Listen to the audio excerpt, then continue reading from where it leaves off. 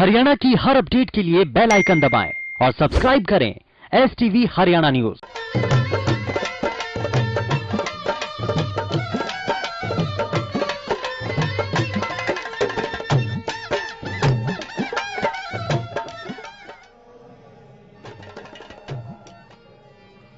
राम राम नमस्कार। आप सब हरियाणा न्यूज देखने लग रहे सो और मेरा नाम से सोनिया सतानी था। सीएम मनोहर लाल ने आज चंडीगढ़ में प्रेस कॉन्फ्रेंस करी से और परिवहन विभाग खातर कई जो से वह निर्देश भी दिए से, कई जो से वो योजना भी बनाई से। आपने अड़े जानकारी देकर बता दें, सीएम मनोहर लाल ने प्रेस कॉन्फ्रेंस करी से और कहा से कि आरटीए में सुधार की योजना बनाई जाएगी, जिला स्तर पर आरटीए की नियुक्ति करी जाएगी। साथ ही उन्होंने बताया कि लाइसेंस देने की प्रक्रिया में भी सख्ती करी जाएगी और जो टेस्ट ने पास करेंगे उन तक लाइसेंस दिए जाएंगे ताकि सड़क हादसा पर लगाम लगाई जा सके। तो वहीं सीएम ने कहा कि ओवरलोडेड वाहनों पर भी लगाम लगाने खातर सरकार ने कदम उठाए से, जहां ताई ऐसे डिवाइस मंगाए गए हैं जो कि सड़क पर लगाए जाएंगे और जब ओवरलोड वाहन इन पर गुजरेंगे तो ये डिवाइस इसकी जानकारी देंगे।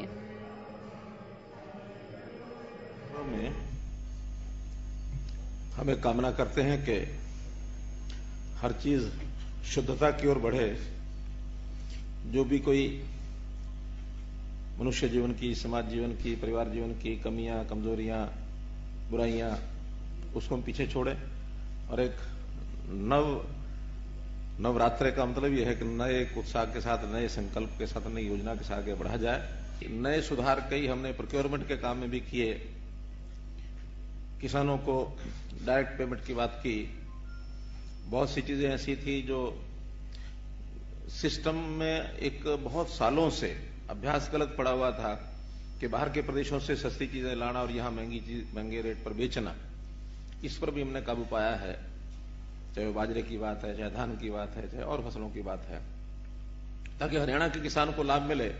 वो लाभ बाहर के लोग ना उठा करके ले जाए, खास करके अपने स्टेट के एक्सचेकर की कॉस्ट पर। एक आज वो है ट्रांसपोर्ट विभाग में एक आमूलचूल परिवर्तन करने की बात, और उसमें भी पूरा ट्रांसपोर्ट विषय नहीं ले रहे, उसमें आरटीए ऑफिस, इसके सुधार के लिए एक योजना बनाई है हमने।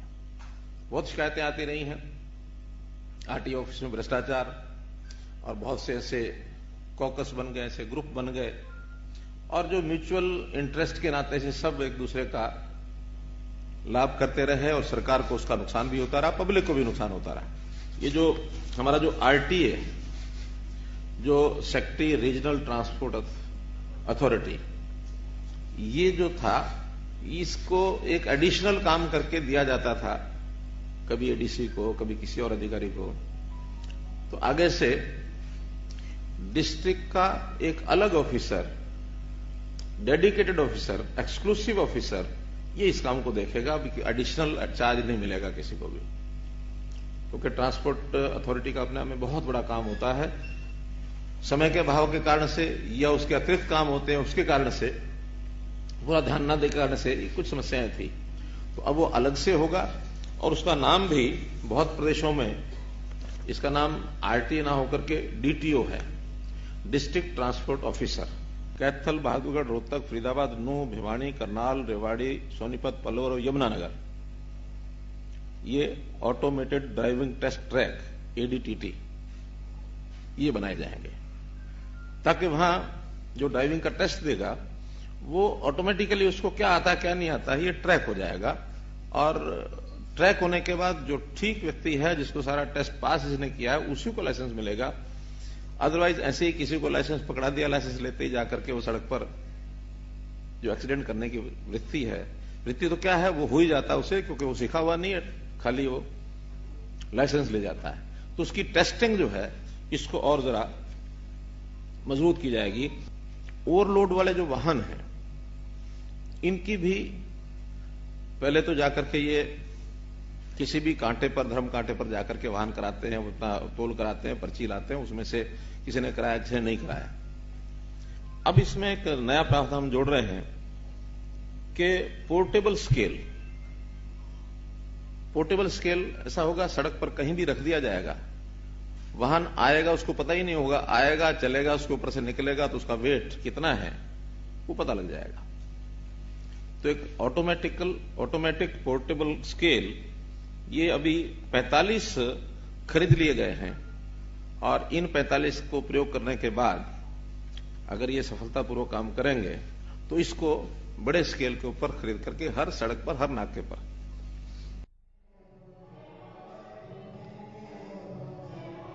तो वहीं कैबिनेट मंत्री मूलचंद शर्मा ने हरियाणा न्यूज से खास बातचीत की है, सुनिए क्या कह रहे हैं वो। जनजीवन सामान्य होने के बाद भी हरियाणा रोडवेज को दिल्ली में अपनी बसें भेजने के लिए कड़ी मशक्कत करनी पड़ रही है। लॉकडाउन के दौरान जो इंटरस्टेट बस सेवा जो है बंद हुई, अब उसे खुलवाना एक पहाड़ सा काम बन गया है। दिल्ली क्योंकि राज्य का पड़ोसी है और 3 तरफ से हरियाणा को लगता है, ऐसे में हरियाणा के लोगों की जरूरतें दिल्ली से जुड़ी हैं और दिल्ली के लोगों की जरूरतें हरियाणा से जुड़ी हैं। बस सेवा बंद होने के चलते न केवल परिवहन को नुकसान है, लेकिन आम जनता बहुत कष्ट झेल रही है। इस सब को लेकर, इस बस सेवा बहाल करने को लेकर क्या तैयारियां चल रही हैं, ये हम जानेंगे मूलचंद शर्मा जी से। शर्मा जी, ये बताएं कि ये पहाड़ सा काम जो है हरियाणा के लिए बन गया है, बस अपनी शुरू करना दिल्ली के लिए। हालांकि मुझे लगता है कि दिल्ली की भी बसें आती थी, वो भी बंद पड़ी हैं, तो इसको शुरू करवाने के लिए क्या किया जा रहा है, क्या अड़चन जो है इसमें आ रही है? दिल्ली देश की राजधानी है, हमारा पड़ोसी राज्य है और बार बार हमने कहा है दिल्ली के तीनों तरफ से हरियाणा ने कवर कर रखा है। हमारा गुड़गांव, फरीदा, रेवाड़ी कोई जिला ऐसा नहीं था जो दिल्ली बस नहीं जाती हो और लोग दिल्ली से ना आते हों। और सबसे बड़ी, जब लॉकडाउन सारे देश में खुल गया और दिल्ली सरकार उसकी परमिशन नहीं दे रही और लोग बहुत परेशान हैं, लोग बॉर्डरों पे उठाते हैं, बॉर्डर से दूर जाते हैं, किलोमीटर पैदल आते हैं, किलोमीटर पैदल जाते हैं। कोई सामान लेके जा रहा है, कोई बीमार है, कोई ऑपरेशन कराने जा रहा है, कोई डिलीवरी केस है। ये हालत दिल्ली सरकार ने जो करी है कि परमिशन देने, जब देश ने खोल दिया तो इनको सब कुछ तो खुल गया, अपने सब कुछ चल रहा है, उनकी बस चल रही है, प्राइवेट गाड़ियां चल रही हैं, सब कुछ चला हुआ है, उनकी बस चली हुई है। तो दिल्ली की बस से कोविड हो जाएगा क्या? हरियाणा की बस जाती कोविड हो जाएगा? जब सब कुछ खुल गया तो हरियाणा की बसों को खोलना चाहिए। हमने कई बार वहाँ के परिवहन मंत्री से बात की है और पत्राचार हुआ है, अपने अधिकारी तौर पर उनसे बात करने में इसको खोला जाए और लोगों को बहुत बड़ी परेशानी है। लोग हरियाणा, आपने कहा था कि मुख्यमंत्री से बात करेंगे, वो मुख्यमंत्री, ताकि हमारे मुख्यमंत्री जो हैं दिल्ली के मुख्यमंत्री से बात करें। आपकी बात हुई मुख्यमंत्री से? नहीं, मुख्यमंत्री आज प्रेस वार्ता में भी आज हुई थी और सभी लोगों ने उसकी जानकारी भी ली थी। तो मुख्यमंत्री ने कहा मैं इस पे लेवल पे बात करूंगा, आधिकारिक तौर पर बात होगी, फिर अगर कोई जरूरत है तो हम करेंगे। और इस तरह से त्योहार आ रहे हैं, होली है, दिवाली है, दशहरा है, अपना भैया दूज है, त्योहारों का सीजन चला हुआ है, तो लोगों को आवागमन है। और दिल्ली से हमारा रोटी बेटी का संबंध है। ये लोग ये दर्द नहीं समझते, ये सामाजिक रिश्ते नहीं निभाना चाहते। इनका एक ही कहना है कि भाई अभी हम खोलेंगे नहीं। क्यों नहीं खोलेंगे? जब सारे देश में खुल गया, आप क्यों नहीं खोलते? अभी आप जो बड़ौदा के लिए सूची बनाई है पार्टी ने, उसमें आप भी शामिल हैं। ये बताएं कि बड़ौदा जाने का क्या कार्यक्रम है आपका और कितने दिन का कार्यक्रम है? बड़ौदा का चुनाव 20 के बाद चालू हो जाएगा। अभी कल नॉमिनेशन हुआ है। इसके बाद जो जिम्मेदारी संगठन ने जो जिम्मेदारी दी है, हम सब अपनी अपनी जिम्मेदारी निभाएंगे। जहां संगठन जिम्मेदारी लगाएगा, जिस गांव में, शहर में, कस्बे में, और वो भारतीय जनता पार्टी की जिनने जो देश में, दुनिया में जो परचम फैला है, एक एक बात लोगों तक पहुंचाने का काम करेंगे। और जो बड़ौदा की जो जीत है, अपना जो पहलवान योगी दत्त को दी है, वो भारी मत से चुनाव जीतेगा। आप क्योंकि पार्टी के हैं, मंत्री हैं, आपका ये दावा रहेगा, लेकिन दावा किस आधार पर है? क्योंकि वो सीट कभी भी पारंपरिक रूप से भाजपा की नहीं रही, हुड्डा का गढ़ माना जाता है, उम्मीदवार लाए हैं वे, और जिस तरह से उसकी भौगोलिक स्थिति है, उसमें भाजपा ने लीग से हटकर टिकट दी है। तो ऐसे में दावे का आधार क्या है, जीत के दावे का आपका? मेरी 33 साल की राजनीतिक जीवन में एक ही बात सुनता, हरियाणा में भारतीय जनता पार्टी कभी सरकार नहीं बनेगी और केंद्र में भारतीय जनता पार्टी की पूर्ण बहुमत की सरकार में जो कभी नहीं हुआ, वो भारतीय जनता पार्टी में देश और प्रदेश में करके दिखाया है। इस बार जीतेगा तो भारतीय जनता पार्टी चुनाव जीतेगी मनोहर लाल जी का प्रदेश से परचम फैलेगा, ओपी धनखड़ जी का परचम फैलेगा, देश और दुनिया में मोदी जी का परचम फैलेगा। हम सब लोग उसके लिए लोग वोट देंगे कि बीजेपी के लिए जो इस समय बड़ौदा सीट है नाक का सवाल बनी है। नहीं, नाक का हमारे सबके लिए लोग चाहते हैं कि भाई सब ये सीट जीते और भारतीय जनता पार्टी की झोली में 4 साल काम करना, लोगों को 4 साल विकास कराने हैं। और समय अभी चुनाव हुआ, अभी ये चुनाव होने जा रहा है, तो 4 साल लोगों को करना काम है, बहुत लंबा समय। इसे वोट देंगे कि बड़ौदा का विकास कराना है, बड़ौदा किस गरीब का बेटा थानेदार लग जाए। गृह मंत्री जी, इस समय बड़ौदा की सीट की जो भौगोलिक स्थिति है, वहां के जो पूरी तरह से जो आसार बनते हैं, कृषि कानून, आपको नहीं लगता कि जिस तरह से विरोध चल रहा है पूरे प्रदेश में, खासकर हम हरियाणा की बात ही करेंगे, तो वो कोई बड़ा मुद्दा इस चुनाव में बनेगा? नहीं, कोई मुद्दा नहीं बनेगा। जो ये बात कर रहे हैं बड़ौदा के चुनाव में जी, किसान की बात है, किसान आज सब खुश है, किसानों के आड़ती खुश है, पर कांग्रेसी मित्र खुश नहीं है। जो कांग्रेस की जो दुकानदारी थी, जो परंपराएं दुकानदारी थी, जो किसान के नाम की दुकानदारी करते, जो व्यापारी के नाम की दुकानदारी करते, उनकी दुकानें सब बंद हुई हैं। और आज वहां के लोगों ने कहा है कि हम जाति धर्म मजहब से उठकर हम योगेश्वर पहलवान हैं। पहलवान की ना जात होती ना बरादरी होती। पहलवान ने जब देश और दुनिया में जब नाम कमाया था, कुश्ती में जो मेडल लेके आए थे, उसने ये नहीं कहा था मैं बड़ौदा का, उसने प्रदेश का नाम करा, देश का नाम करा। तो जो सीट होगी बड़ौदा में, तो हरियाणा में नंबर 1 होगी, उसके विकास होगा, क्षेत्र का विकास होगा, विकास के नाम वोट देंगे। तो ये हैं मूलचंद शर्मा, जो पूरी तरह से आश्वस्त हैं कि योगेश्वर दत्त जीत कर आएंगे, और लोगों को क्योंकि विकास चाहिए, सरकार के 4 साल पड़े हैं, तो इस विकास के नाम पर जो है वोट भाजपा के उम्मीदवार को मिलेगी। हरियाणा न्यूज के लिए चंडीगढ़ से कैमरामैन संजय सिंह के साथ राकेश गुप्ता। बड़ौदा में होने वाले उपचुनाव के बीच सभी पार्टी अपना प्रत्याशी चुनावी रण में उतार चुके हैं। इसी बीच कपूर सिंह नरवाल को न कांग्रेस की ओर से टिकट मिल पाया है और न बीजेपी की ओर से। हालांकि कांग्रेस की ओर से पहले ऐसे कयास लगाए जा रहे थे कि उनको टिकट मिलेगा, लेकिन अभी उन्होंने निर्दलीय उम्मीदवार के तौर पर पर्चा भर दिया है, जिस पर प्रदेश के गृह मंत्री अनिल विज ने नेता प्रतिपक्ष भूपेंद्र सिंह हुड्डा पर तंज कसा है। गृह मंत्री विज ने कहा कि कांग्रेस में आपसी लड़ाई जगजाहिर है, ये एक दूसरे की शक्ल नहीं देखते, ये एक मंच पर बैठते हैं तो मुंह अलग दिशा में हुए हैं। गौरतलब है कि विज ने हुड्डा के उस बयान पर निशाना साधा है जिसमें हुड्डा ने कहा था कि मेरे दिल में कपूर नरवाल खतर हमदर्दी है, मैं उन्हें टिकट नहीं दिलवा सका। कांग्रेस पार्टी की लड़ाई तो जग रही है, ये एक दूसरे की शक्ल नहीं देखना चाहते, ये एक मंच पर बैठते हैं तो इनके मुंह अलग अलग एंगल पर होते हैं, अलग अलग दिशा में होते हैं। तो बाकी बड़ौदा की जनता बड़ी समझदार है। बीजेपी की ओर तो उम्मीदवार योगेश्वर दत्त ने आज प्रेस कॉन्फ्रेंस करी और योगेश्वर दत्त ने कहा है कि वह इस इलाके ने गुड़गांव की डाल बना के ने दम लेवेंगे, राजनीति में लोगों की सेवा करना इसे। और इससे बीच उन्हें कहा है अख भूपेंद्र सिंह हुड्डा ने इस क्षेत्र तक माफी मांगनी चाहिए, जहां तक उन्हें हमेशा हाड़े की अपेक्षा करी, हाड़े के लोगों तो सिर्फ वोट लिया है। योगेश्वर ने कहा कि हुड्डा ने पहले शैलजा तक बदला लिया, इब हुड्डा तो शैलजा ने बदला लिया से।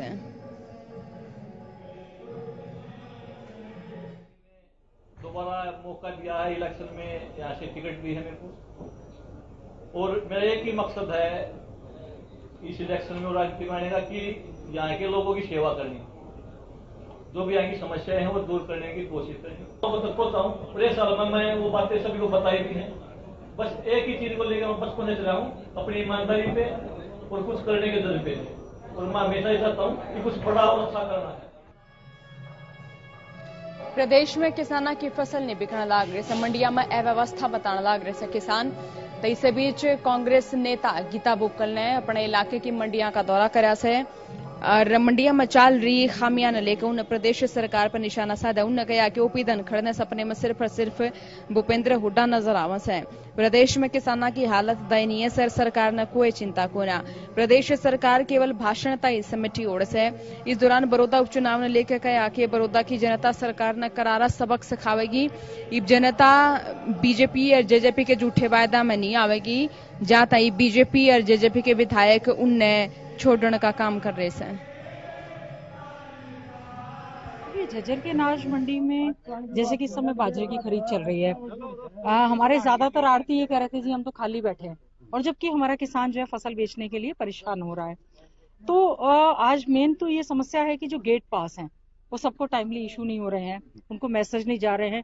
जो रजिस्टर्ड किसान हैं जिन्होंने बहुत समय पहले अपना इसमें रजिस्टर्ड करवा दिया था, उनको भी सही समय पर मैसेज नहीं जा रहे हैं।